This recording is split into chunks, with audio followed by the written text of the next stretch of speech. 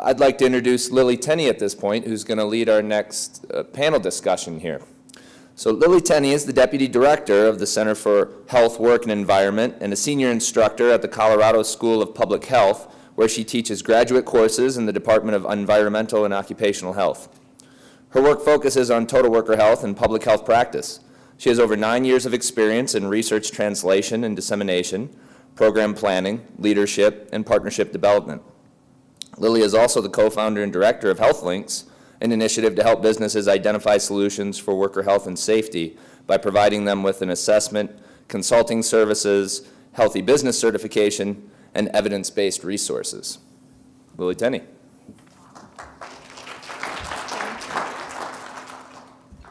Good morning, everyone. Thanks so much. Please welcome our 4 panelists up to the stage, and I'll do introductions, and then we'll get the conversation started. So we have Meredith Marshall, Kelly Holmes, Lee, Dr. Newman, as he goes by, and Hans-Jürgen Limburg. So I'll start by, and Kelly Holmes is coming up here. So I'll start with some introductions. First and foremost, Meredith Marshall is the Health and Wellness Champion for the Office of Economic Development and International Trade. In this position, she is responsible for implementing the strategic action plan for Colorado's health and wellness industry, Healthy Economy, Healthy Colorado. Her previous work includes overseeing multi-million-dollar business programs for both New Jersey and Iowa, and she was a contributing author to the American Bar Association's 2013 publication, Building Community Resilience Post-Disaster. As we all don't forget that monumental time in New Jersey. She graduated from Drake University with a Bachelor's of Science in Business Administration, with a major in economics, a minor in neuroscience, and a Master of Business Administration. Hans-Jürgen Limburg has a Master in Technical Sociology and received his PhD in Psychosocial Hazards. He is the Research Director at Team WorkLife, which is a private research company of 12 employees, so small business owner himself. And he is also an adjunct professor at the university in Denmark and has extensive research in small enterprises. Kelly Holmes is Lakota from the Cheyenne River Reservation in South Dakota. At only 20 years of age, Kelly launched Native Max magazine alongside her buzzing fashion line and styling services business. So she is entrepreneur across the board. Now she's at 25 years old. She has expanded the Native Max brand across multimedia platforms, surpassing national borders. Not only does Kelly handle the daily operations of the magazine, she also has a hand in every venture in partnership with her company. And lastly, since you haven't been introduced to Lee yet, just to remind you, Dr. Newman is a researcher, physician, public health practitioner, an educator, and eternal optimist. He is the director and founder of the Center for Health, Work, and Environment and the Mountain and Plains Education and Research Center at the Colorado School of Public Health, both NIOSH-funded centers. He's a professor in the Department of Environmental and Occupational Health and Epidemiology at the Colorado School of Public Health and professor of medicine at the University of Colorado. And he is recognized for his scientific and practical contributions to total worker health, immunotoxicology, occupational lung disease prevention, and beryllium health effects, among other areas. And he's authored over 1 billion scientific papers and over 100 books, chapters, and monographs. So welcome to all 4 panelists. Let's start this big picture, 40,000-foot view from what we've learned, as Tom mentioned, throughout the last few days about the various aspects of worker health and safety, including some of the major themes.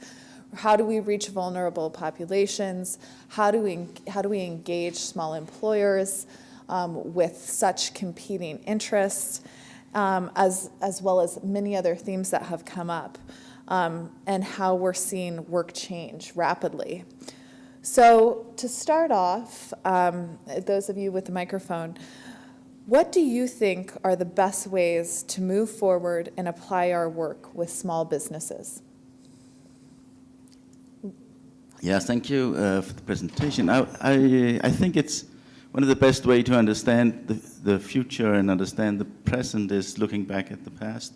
And so I would like to go back to Thursday, where we had this small round table in this room, where we would look back at the first youth conferences. And it was obvious to me that this is a very short period of time. The first was in 2009, so this 8 years ago. But how much has changed since then is amazing, and it's really we have to keep our breath to keep up with the way things are developing. And it was interesting to me to see that how our focus also has changed. As Tom mentioned in the introduction today, we almost deconstructed the concept of a small business. But still we're here, and still what we do is very much needed. In the first conference, we had a focus on who they were, these businesses. And the second one, it was more like, how can we, what kind of methods do we do to reach them? And in the third one, it was what is influencing them. It was mainly focused on the market and the mechanisms that sort of made small businesses act as something. And what I've taken from this conference is very much the focus upon the stakeholders and the frameworks where these small businesses are operating. So not just building up networks where we are the parts, but building up or looking at networks, frameworks, stakeholders in cooperation, where small businesses are part of it, whether it is a line with Sheraton in the top and all the businesses who are involved in a chain like that, or it is networks among agricultural farmers or Hispanic construction workers, as we just heard. I think this is where we have to look more, and we have to understand much better what are the motives for these people to integrate in these networks. What will they ask for from us, and what will drive them forward? Yeah, I think you hit on a lot of the complexities, especially the contextual factors. Meredith, did you want to add to that? Yes, I did. So as Lily mentioned, I work with the Office of Economic Development and International Trade. And one thing we are always looking at is how we best engage with businesses. And what I found through my work in economic development is having those local champions is so important. So getting people outside of this room talking about the importance of health and wellness and what it means to them, because it's different to all of us, and it's different to all the communities and all of the cultures that we interface. So finding those champions and having them kind of do the promotional work for us is truly impactful. Great. Lee or Kelly? Do you want to add something? Well, I think it's wonderful that we all want to say the same thing. But I'd like to add a perspective on this. I think that one of the things that I'm taking away is in order to work outside of this room, we've heard some examples today of where investigators have taken more of an anthropologic approach, if you will. So we've heard a couple presentations during the week where it's been necessary and important to, in fact, not talk to each other, but be out there embedded in communities and learning what the job is, learning what the needs and wants and values are of workers and supervisors and leaders. And so I'm starting to swing back.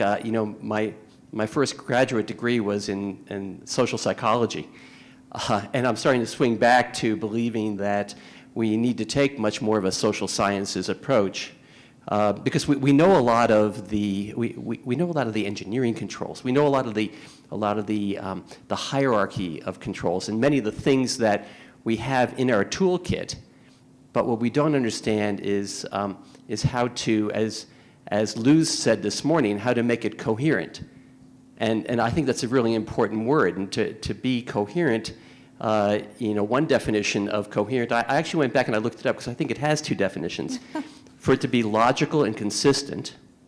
And the second definition is for it to be united, for it to be forming a whole. And I think deliberately you chose that word very well. We can't do that unless we are out there in the community working with people and understanding them. Great, thanks. And Kelly, as a young entrepreneur that's faced with a lot of the challenges that we've been talking about around priorities for keeping your door open, expanding your business, how does this resonate with you? How do you relate to some of the issues that we're talking about here today? So before I was a small business owner, well, I guess I should say while I also had tried to start my own business, I also worked at just odd jobs around Denver, including a big corporation.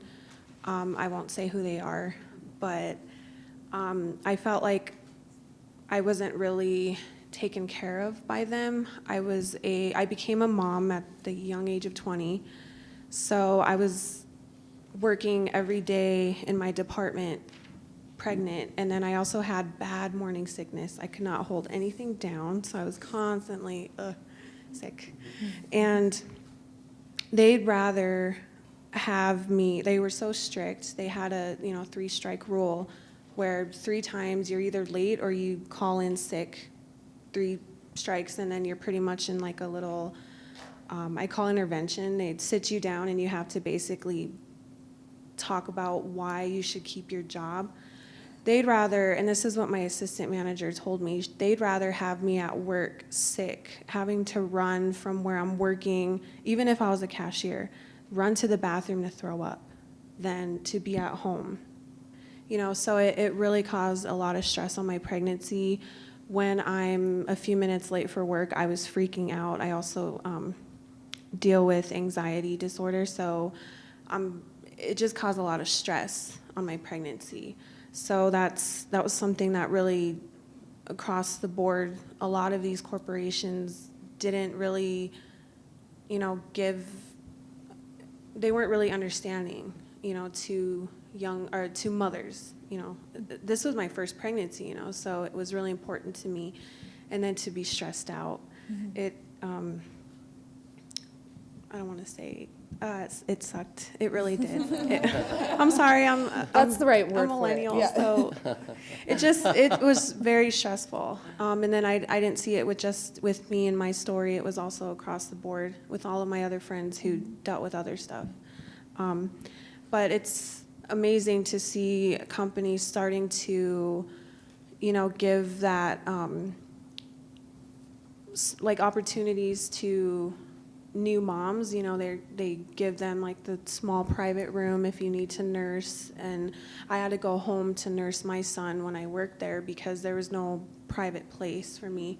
So it's really cool to see like the trends of businesses and business leaders giving that opportunity to young moms like I was.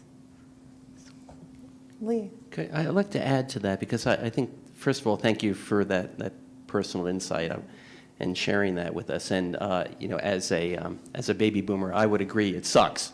Okay, it doesn't matter what generation. I think that one of the core values that we all share is the value of family, and it's something that, in terms of also thinking about, why do we work, and why do we want to come home as healthy and as uninjured as when we came to work in the morning, is another perspective, I think, that is very important to incorporate as we move forward. When we talk about stakeholders, my family members are stakeholders, right? When I started a software company about 12 years ago now, And I was working 2 jobs. I was a professor, and I was a CEO of a small business. And it was a time where, that applied a lot of stress on my wife and on my kids. And it's something that, I've never actually even particularly talked about. But it impacts performance, and it impacts the enterprise as well as the family, as well as the worker. Yeah.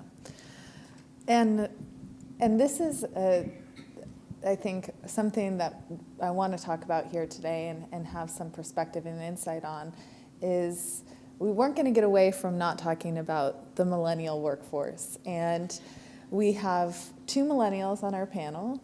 Raise your hand in the audience if you are indeed a millennial. I can tell you if you were born after 1980. Okay, leave your hand raised higher. Now, if you're borderline, okay, I'm just giving myself credit. And if you work with millennials, raise your hand. All right, so we got the vast majority in here. And so this is just one of the changing workplace trends that has raised a lot of attention and that small businesses are acutely aware of. I know, Meredith, you're really in tune with this, not just personally as it relates back to families and being a new mom, but also about what it means in terms of economic development and recruiting and retaining high talent. So what should we be considering with this group? And Lee, you just touched on some of it, not just the value on family, but really the demand for some of these workplace accommodations like flexible work schedules and globally, what do you think we need to be thinking about with this workforce? Well, there was a lot in there. Jump in there. To get started, first of all, thank you for actually having millennials on a panel talking about millennials. I've gone to so many conferences now where, again, we're talking about millennials and how this is changing the workforce, and it's a bunch of baby boomers sitting up here telling me what I want. First of all, I think it's pretty dangerous to make broad characterizations about any group, whether that be age, race, whatever it may be. The one thing that I will share is, as Lee was alluding to earlier, we all have these same values. We all care about our family. The thing that you're finding that's different with this generation of millennials coming on board is we're demanding that we get to act on those values. So we're demanding that we get to spend time with our families. And I think that's something that we all can relate to. And we should think about how we react, whatever demographic we are, to somebody who is trying to act on that value. It's much bigger than just a generation of individuals thinking about me, me, me, me. It's something much deeper than that.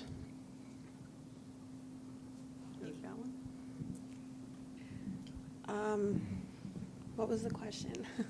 As a millennial, so directed to you, what sort of things are you looking for, and what sort of things do you think the millennial workforce is really looking for in terms of workplace and their own well-being? Mm-hmm. How can employers accommodate that? Well, she pretty much covered what I sat here and I agreed because it's kind of true, or it's true. Mm-hmm. In my experience, just, I don't know, I have so much thoughts on this, but I don't know how to get it out. So, of course, my team, we're all millennials. The oldest team member I think I have is only 32. Mm-hmm. And so we pretty much just kind of work wherever. We used to have an office, but we kind of just found ourselves just out working. So I quit the office because it was pretty much useless. But we kind of just work everywhere. I don't know, how to. Well, it's that flexibility, I think, Yeah. and I can only imagine. And Hans, I want to hear from you and Lee on being the supervisor, the leadership role.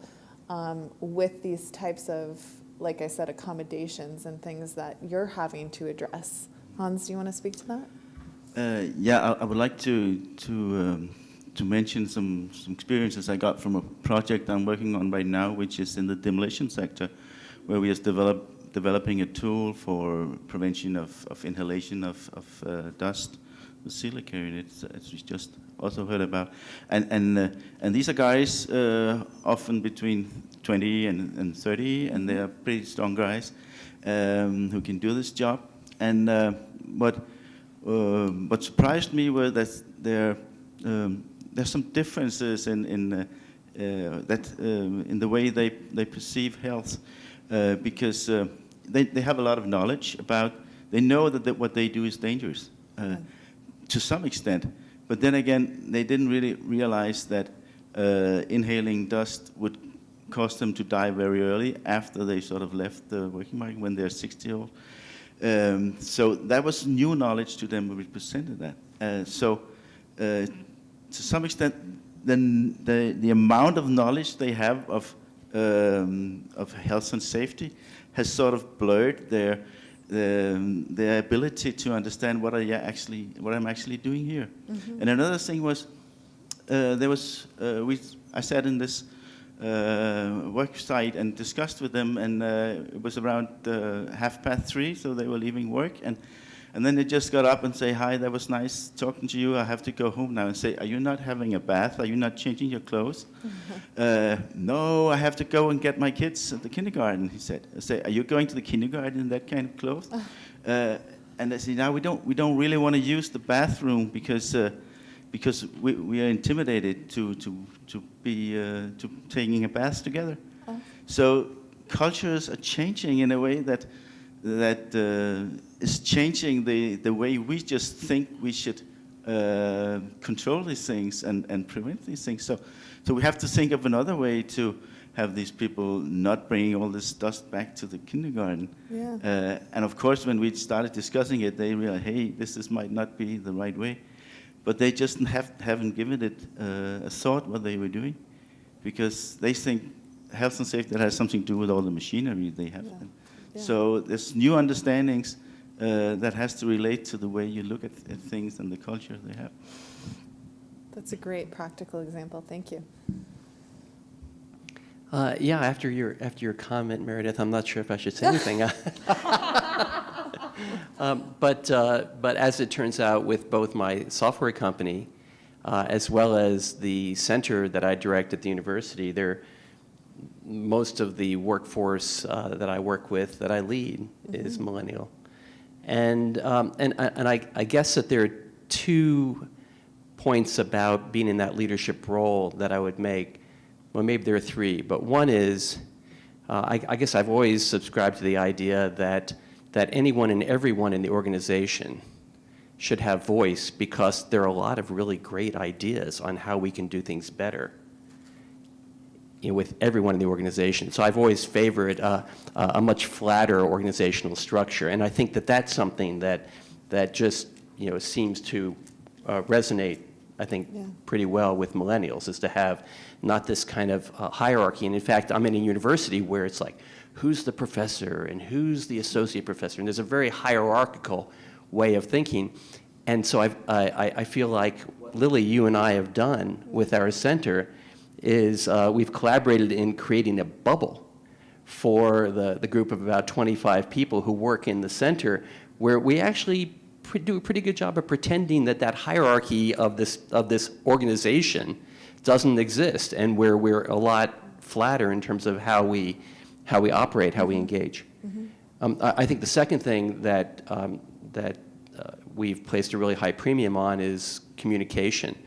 I've been accused more than once of being an over-communicator, but it really works, right? So, and that is not me talking. That is listening, reflecting, and really sharing it, because I have something that other people don't have. What I contribute is what some scientists would call crystallized intelligence, right? So I'm old enough that now it's all ossified, but there's some wisdom there that that at the right time, the right place, people can draw on.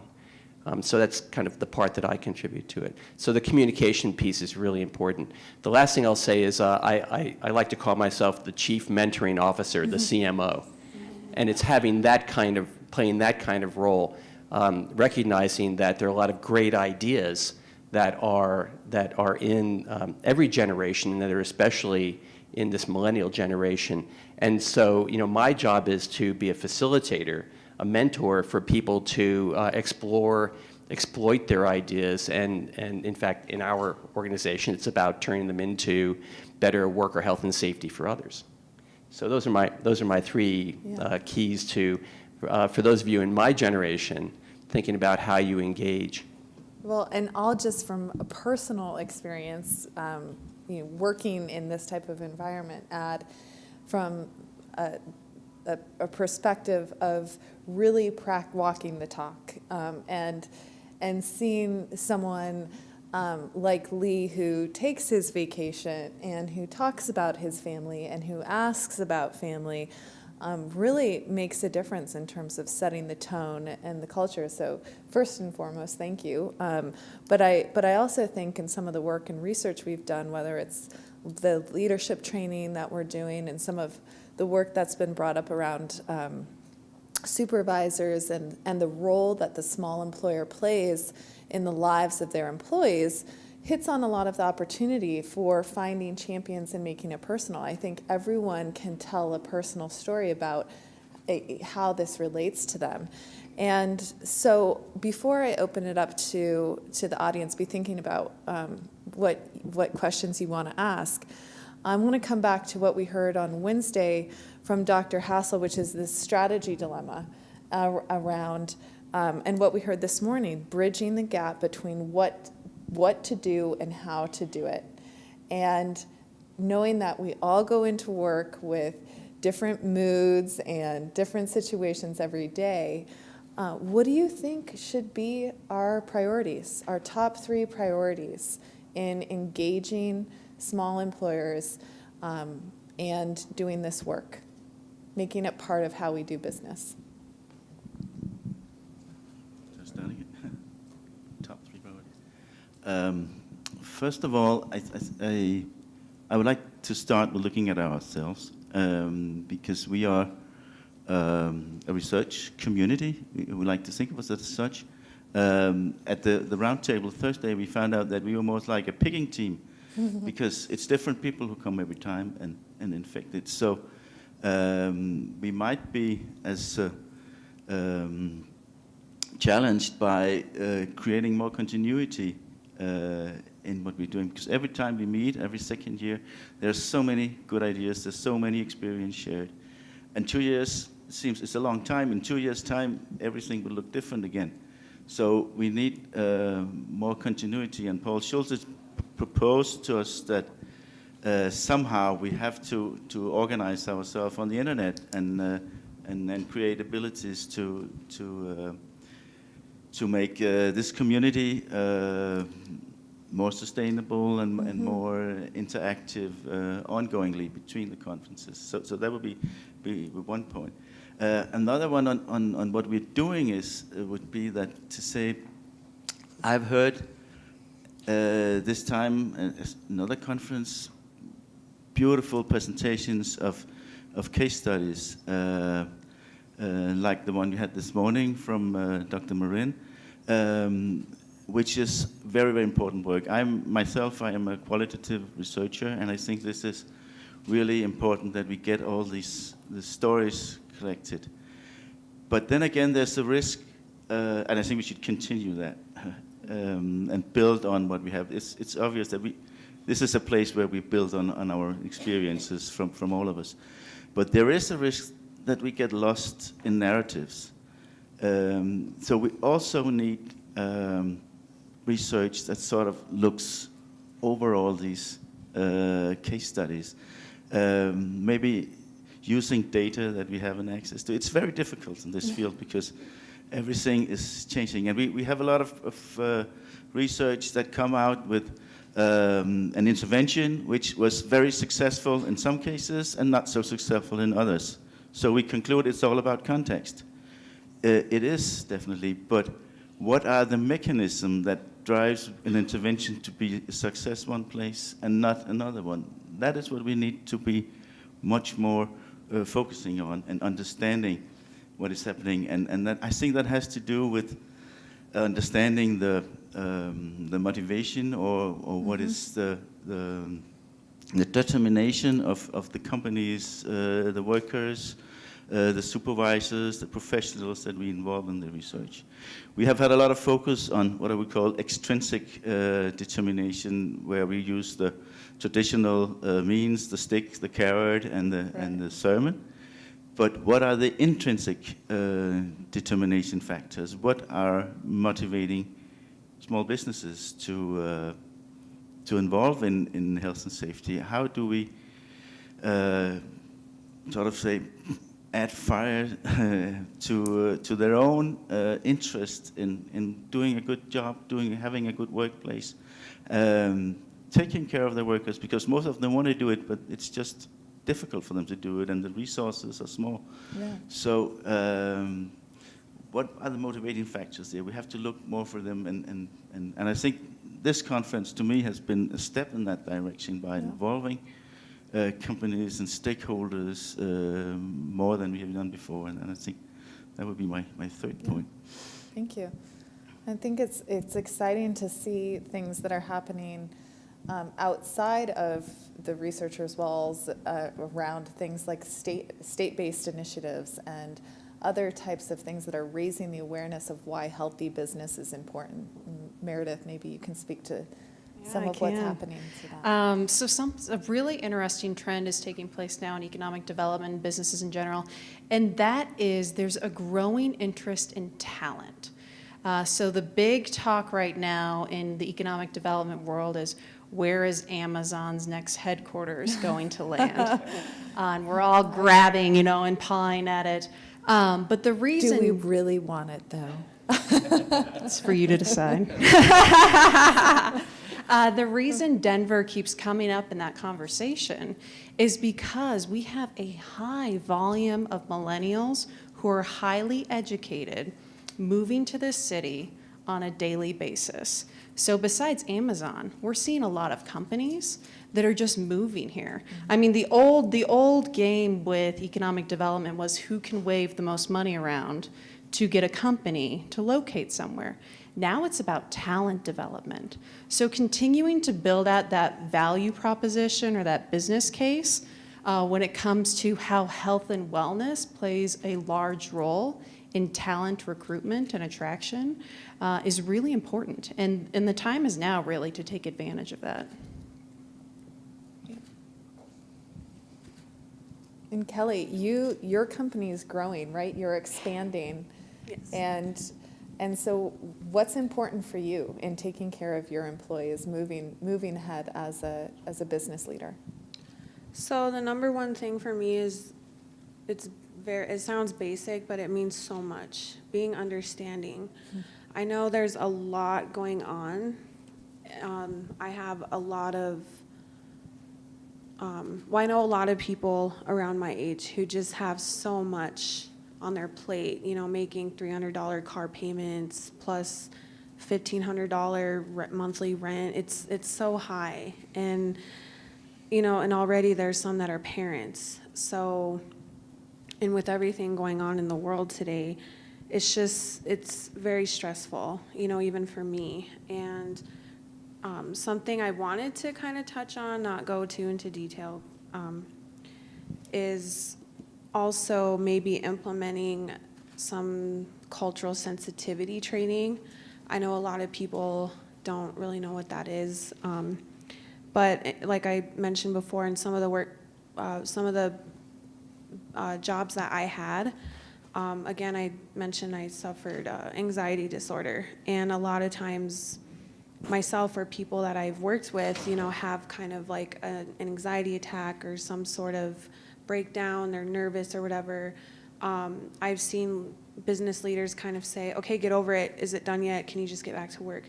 So there's like lack of understanding, I think, whether that's with mental health or, physical health as well. So that's something that I try to, or I'm understanding with my company.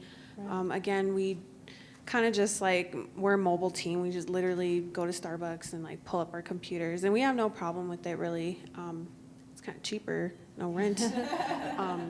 So it's, that's something that I try to, I'm understanding with my team members. And then another thing that we deal with, again, kind of circling back to the cultural sensitivity. So my team, we're Native American, so we're all from different tribes all across the continent. And we're always dealing with, you know, stereotypes, discrimination, racism even. And it gets tough, but I'm glad that I have my team because we're there, we understand each other. If any of us need a break or anything, I'm glad to, you know, step in and cover for them, or even for me if I'm going through so much. You know, they're able to come in and, you know, kind of help me out as well. So that's something that I really love to kind of promote, is being understanding, especially for people of color. I know we go through a lot. Everybody goes through a lot.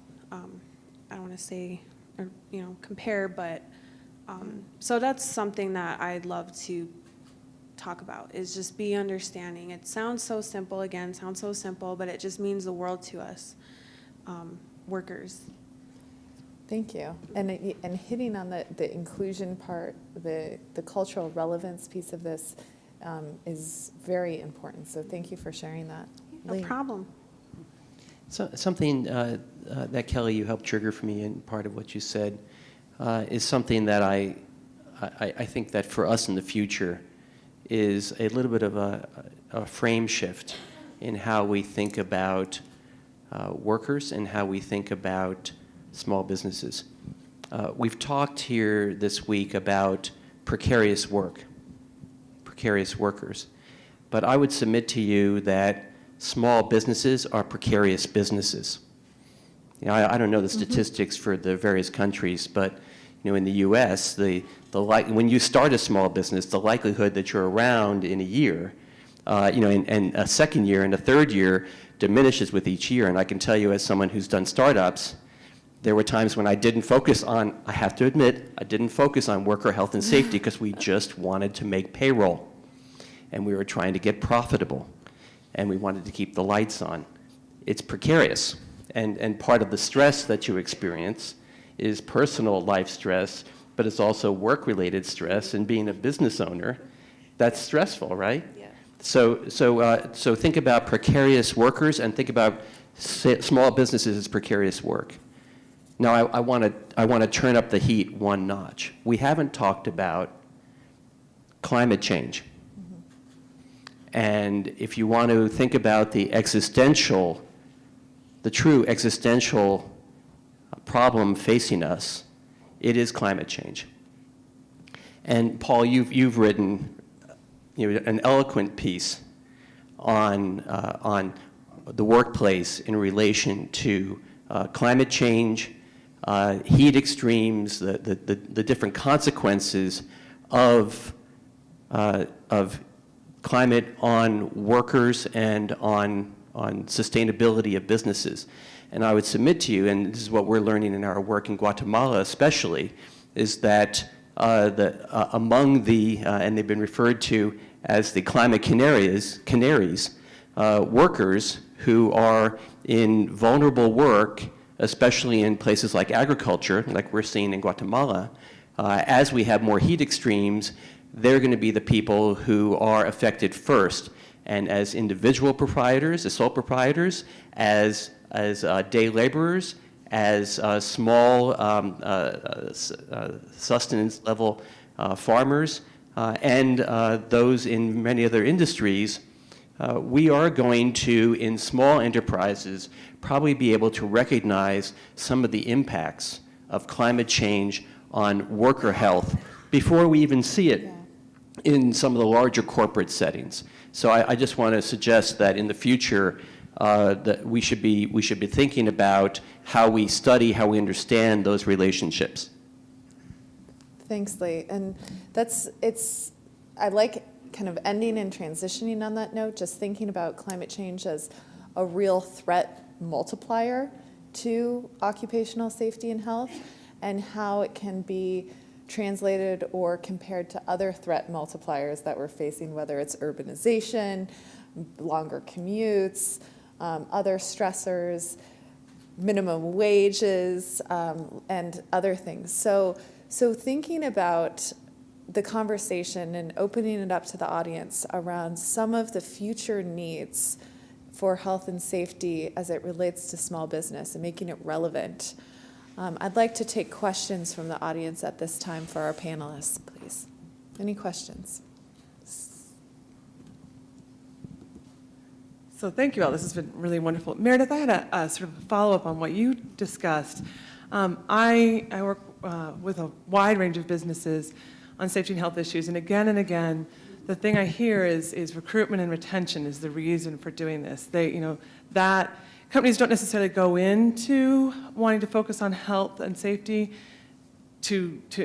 with that as the outcome, but once they've done it, they say that's the number one reason, that's been the number one driver. So first of all, it's nice to hear that reiterated and brought back.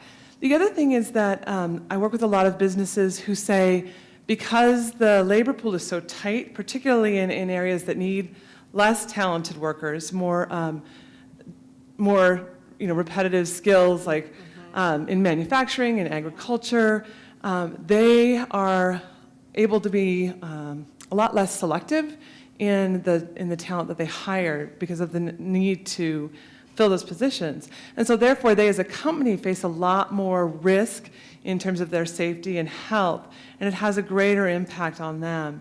And I'm wondering if you see that as well, if that's more accurate, and ways in which, I used to be worried that if we said workers who are obese have a greater risk of having an injury, and they're costlier when they do, that businesses would say, okay, I just won't hire obese workers, but they can't make that choice anymore. And so I'm wondering if there are messages, ways of helping them shape their environment to go ahead and say, all right, these are our workers, this is the workforce we have, let's see if we can't support them, and if that also is a message that rings true. Yeah, no, all of that rings true, very much so.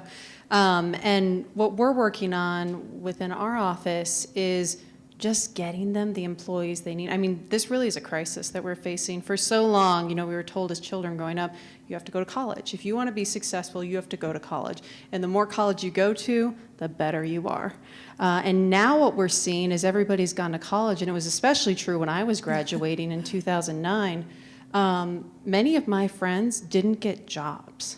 And people are constantly saying, these people are lazy, they don't want to work. There were no jobs available for us at that point in time. And what we're seeing is maybe college isn't right for everybody, and there are many occupational fields that are struggling right now just to simply fill those positions. So I don't... Oops, is that my time? No, that's not the hook. You're done.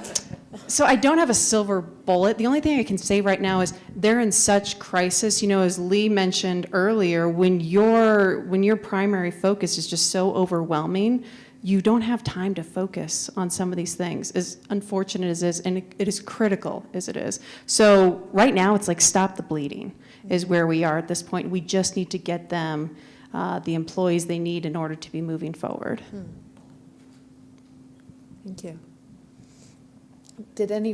Hans, did you want to comment on that? Yeah, I just want to add that an experience I have from doing projects like the ones we discuss here in small businesses, where you sort of bring them together or go to the company and have a small program on some health and safety issue. I often encounter that from the manager, one of the manager, and from the employees afterwards. They say, well, it's okay with that occupational health, you tell us. We almost knew that. But what was interesting here was the process that we actually came to realize that we are learning all the time. Because some small business employers do not realize how much their employees are in a constantly educational development, learning the task, learning the cultures, learning the social norms in the company. And by giving them a chance to sort of put language to these issues and talk about it, small issues like how do we speak to each other? Do we say good morning when we meet in the morning? And simple stuff like that is often just not noticed until you give them a chance to say, this is actually something we can talk about. This is actually something that we can address and speak to each other about. That we are training each other constantly, that we're growing together, but they just don't have sort of the idea that you should create a room for that. So training is much more than going to college or vocational training school. It's what happens every day. And I guess that also for millenniums and even the younger ones, whatever they're going to be called, when they start their first job, this is actually where they learn a lot about norms in the workplace. Yeah. So that's where you should meet them. I love that. So maybe the silver bullet is teaching us all to be good humans in kindergarten, right? No, I don't know. Paul, who was next? Hi, my name's Alejandra. I'm with NIOSH. You guys talked a lot about millennials, and as a millennial, I was wondering, more of a comment. The word millennial carries a lot of privilege, and it assumes a certain background, a certain education level, and certain expectations. But in my sector, for example, in the oil and gas industry, a lot of the millennials that work in the bottom of the totem pole doing very hard labor, high-risk jobs, their main concern is getting home safely at the end of the day, feeding their young families, and staying alive. So how do we address millennials on this side of the spectrum? Great question. Loaded. I appreciate that comment because I think at the end of the day, we are all just people. Mm-hmm. And if we're doing a job, there are some fundamentals, and it doesn't matter how old you are, what generation you're in, there are fundamentals, right? And this is nothing brilliant that I'm saying here, except to say, and this relates back to what you were just saying, people have to know how to do the job safely. People have to know, how to have the back of the other workers around them. We have to be in a continuing learning mode because we always need to learn more to do our job, whatever that job is. We as professionals in this field know we probably need to put more emphasis into certain groups of workers, certain high-hazard tasks in certain high-hazard industries. But within those columns, it doesn't matter who the worker is. I mean, we have to find a way to be able to convey and share information with every worker where they are. We have to meet them where they are. So that would be my comment. I think we have to sort of subtract this generation comment from the discussion and just think about what does it take for that person, whether they're my age or Meredith's age, to do that job safely and come home at the end of the day with all 10 fingers. Paul. Picking up on the theme of this morning of where we go, we've heard a lot of great things at this meeting, from case studies to research studies that demonstrate interventions that work and don't work. But one thing we haven't talked a lot about is the fact that while we're talking about small businesses, it's a huge universe. They make up the majority of workplaces. And we haven't seen research that addresses strategies, how to test strategies to have an economy of scale. Mm-hmm. And I think that's going to be an important next step. We heard from Josh yesterday with SBA on a state level and Meredith talking today on a state level. Maybe that is one area to approach. You know, if Josh, who talks to startups, told them the statistic that in the first 5 years, the rate of failure of companies that had an occupational safety and health incident is twice as high as those that didn't, that might make a difference when he's briefing people on how to start a business. But we need to start exploring larger scale ways to make a difference and to apply the kind of things we've been hearing at this meeting. So I'd be interested if the panel has any thoughts on that. Yes. You are so spot on with that. I mean, Lee and I were just talking about this, Monday? And we were talking about, we have the Small Business Development Center Network. So it's affiliated with SBD, or with SBA. And what they do is they consult one-on-one with small businesses. And what they say is, more frequently than you would think, those turn into quasi-therapy sessions because there's a lot of stress associated with starting a business. And so what we were talking about is, how do we access those entrepreneurs, the one-person shops, and help them to understand the importance of self-care, incorporating health and wellness at that starting point. For selfish reasons, we want businesses in Colorado to stay in Colorado and continue to grow. So the opportunity I see there is, if we introduce it at the very first step, as that business grows, it impacts more and more people in a positive way. So yeah, you're absolutely spot on with that. And if I could build on that, and I'll put this in academic lingo, I think that we as researchers in the field are a little late to the game around understanding intervention science. And this is a discipline. It's a discipline that I think we fall short on in many of the intervention studies that we design. There's a guy who's done terrific work in this area, Russ Glasgow, who he actually lives in Oregon, but he's on the faculty at the University of Colorado. I can't figure that out, but he's figured it out. And Russ, back in the 90s, proposed a way of evaluating our interventions, not just after we've designed them and we start doing the science, but in structuring our thinking, so that, and they call this one the re-aim framework. It's probably the most well-studied of the intervention science approaches. And so even when we're thinking about an intervention that we want to do, whether it's with the small business administration sites or whatever it may be, we should be thinking about re-aim, reach, what's going to be the reach of this. So, can we in fact do something that's scalable? Is it efficacious? Is it effective and efficacious? Can it be adopted? Can it be successfully implemented? And can it be maintained? So it's sustainable. So when the grant goes away, does it continue? Is there a way of actually having it become the norm and the practice in the industries we're working with? So I think, to your point, if we do a better job of thinking in a structured way about what we're doing as intervention science research, I think we'll get to where you want to go. Good point.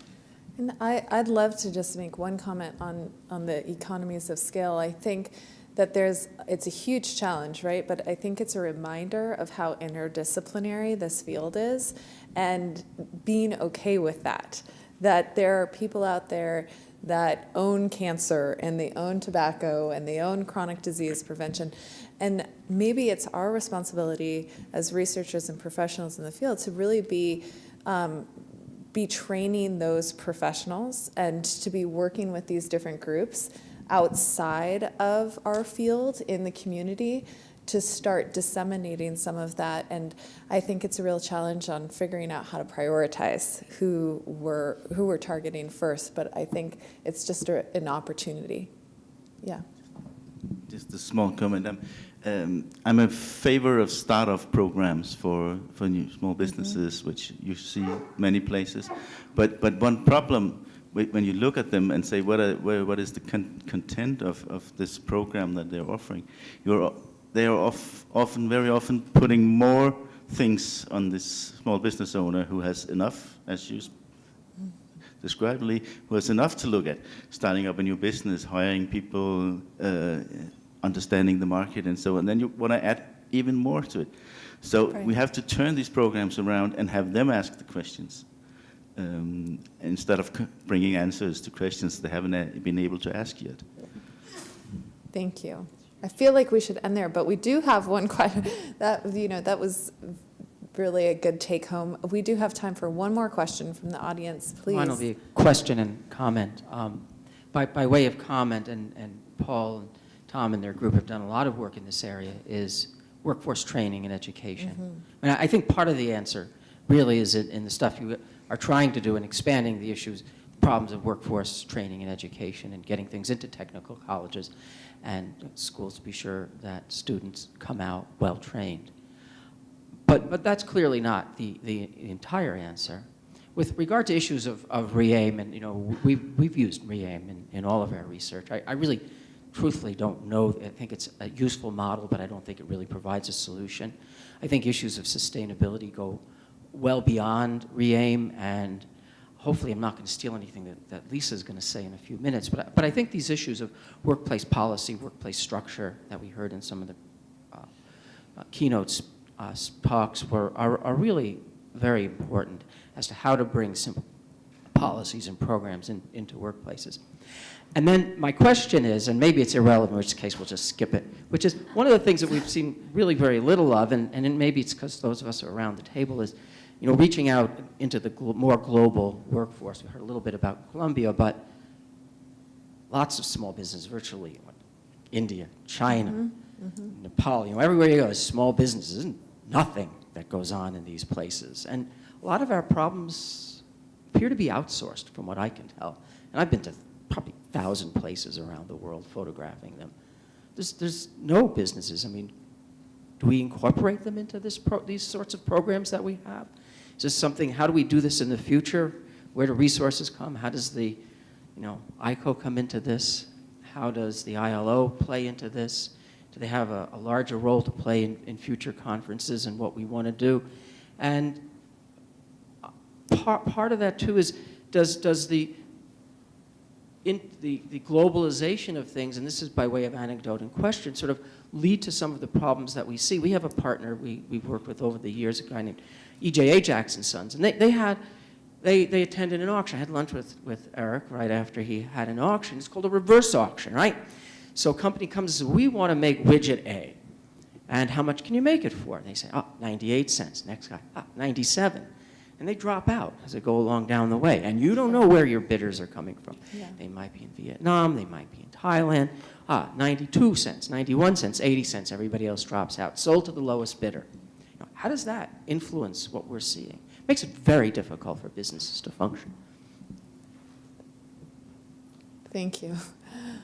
I think you just set the themes for our next use conference. Any parting comments to respond to that? Okay. Well, thank you for the conversation. I want to thank all of our panelists. Hans, did you have one thing?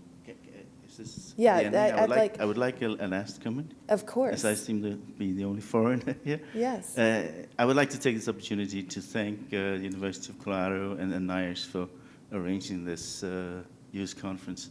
I think you've done an amazing job. It's been very well organized. We had some tremendous keynotes and enjoyed it, and I think everybody did. Most of all, I'd like to thank you for bringing us to the United States. I mean, you have your problems. Who knew? Yeah. But Denver doesn't. Yesterday, a suite proposed that the next time the President of the United States should be elected by the Scandinavian people. It's too big an issue to leave to Americans. So you can you can take that proposal further if you want to. But bringing us here, I think, is also, for me, a view of the great research that's been done here. And as the last comment, I would like to call for more cross-national research, because we have a problem in small business research that, as I mentioned before, we are very much stuck in narratives, and it's very hard to get this broader view, having data that can help us understand in more broader terms what is actually going on here. But we could do that, I think, if we work more cross-national. And then you have resources here, and you have a magnitude of companies that gives it other possibilities that we have in the smaller European countries anyway. So I would very much like to encourage that, and hope that will be one of the things we will bring on.